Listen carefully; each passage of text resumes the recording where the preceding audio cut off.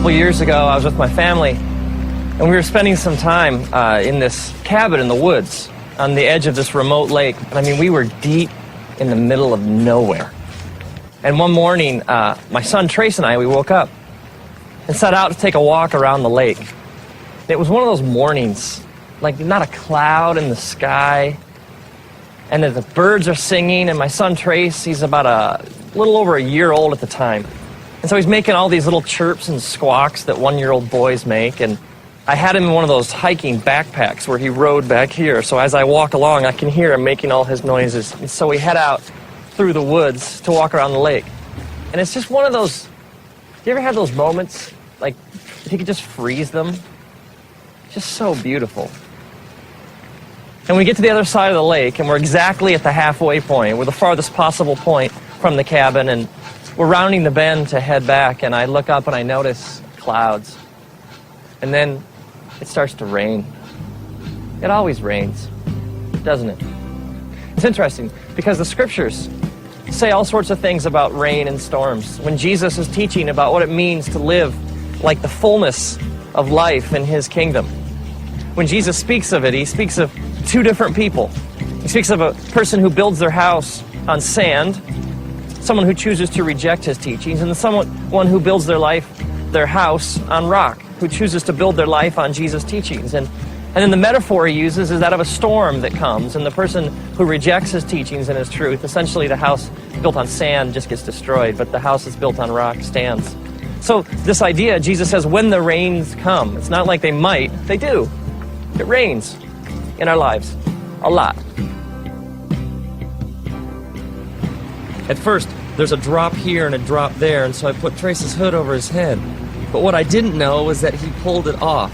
And so gradually the drops, they get bigger and bigger, and they fall faster and faster. And in no time, it is pouring. I mean, the kind of rain that just soaks, it plasters your hair against your head, and the kind that just drenches your clothing. And at first, Trace, the thunder and the lightning, he's okay, but as it picks up and it gets louder and louder and the wind becomes more intense and the trees start to shake, Trace becomes more and more agitated. I can feel him, like on my back, and at first he starts to whimper, and then he lets out kind of a little shout here and there, but in no time, Trace is shrieking at the top of his lungs. I mean, the wind is blowing, it's thunder and lightning, and we are just getting plastered with this heavy rain, and the trees are no longer providing any shelter. And Trace, just from like deep in his being, starts to yell and cry so loudly and with such passion and terror in his voice. It's interesting, because if you take like the word cry and you search the scriptures, you find this word comes up over and over again. Like even the book of Psalms, just the book of Psalms, if you're like start reading through, it speaks over and over and over again of crying out to God. And God says these amazing things, like he says, when you cry out to me, I listen. He even says, I cannot ignore the cry of somebody who's afflicted. It's like if I'm hurting, lost, soaking wet, scared, confused, God says, you cry out and I hear. God even says that when you cry, he's close to the brokenhearted. He's close to those who cry out and admit they're scared, lost, soaking wet, and confused. See, there is this false, twisted idea out there among religious people that somehow you got to have it all together to have a relationship with God. That like somehow God's only looking for people who have no problems and have it all nailed down and can put on like the happy face all the time. And yet the scriptures speak directly against this kind of thinking. I mean, Jesus is even just straight ahead, and he says, come to me, all you who are weary and heavy laden. I mean, the essence of salvation is crying out to God and admitting, I don't have it all together. It's admitting, I am lost, I am hurting, and this sinful nature that I carry around with me has really screwed things up for me. And God, if you don't show me the way home, if you don't fix things, if you don't step in, I am dying here. And this kind of thinking is all throughout the scriptures. It's over and over again. God says to us, when you come to me with all your junk. Come to me with your problems. Come to me all screwed up, all messed up. Let me take care of it. Jesus even sets out looking for people. He even says this. He says, I'm not looking for the healthy. I came for the sick. It's interesting if you think about the storm from Trace's perspective. For Trace, the storm is his reality. He sees nothing else.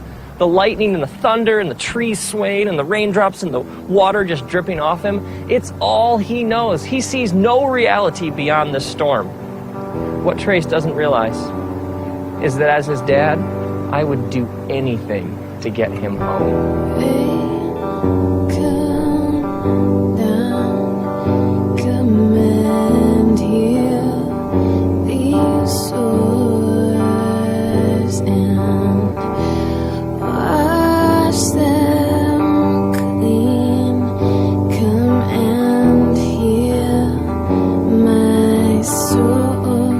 So at this point, Trace is shrieking at the top of his lungs in stereo right behind my head.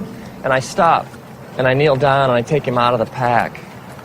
And I pull him close to my chest, and I wrap my arms around him, and I hold him so tightly up against my heart. And for the last mile of our walk, the entire time, I bend over and I whisper into his ear over and over again, I love you, buddy. We're gonna make it. Dad knows the way home. We're gonna make it. I love you, buddy. And over and over and over again, through the storm, I carry him home, clutched tightly against my chest, whispering, I love you, buddy. We're gonna make it. Now imagine if, like, years later, Trace is in therapy or something, and he drags up this repressed memory of the walk.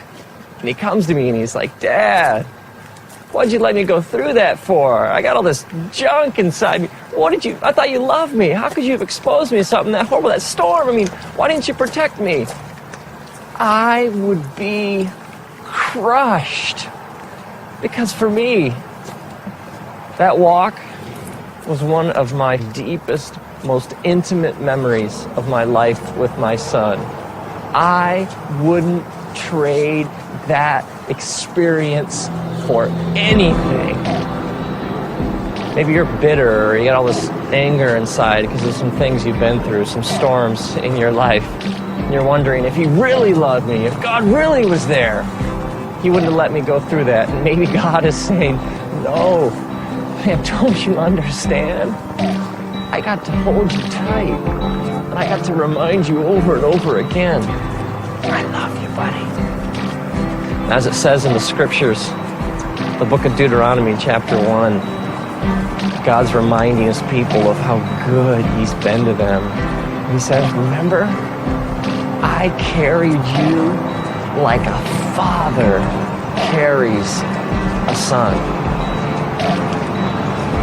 And now, may you, when you're soaking wet, lost, hurting, and confused, may you cry out, and may the creator of the universe take you out of your pack. May he hold you tight up against his chest. May he wrap his eternal loving arms around you, and may you hear him whisper, I love you, buddy.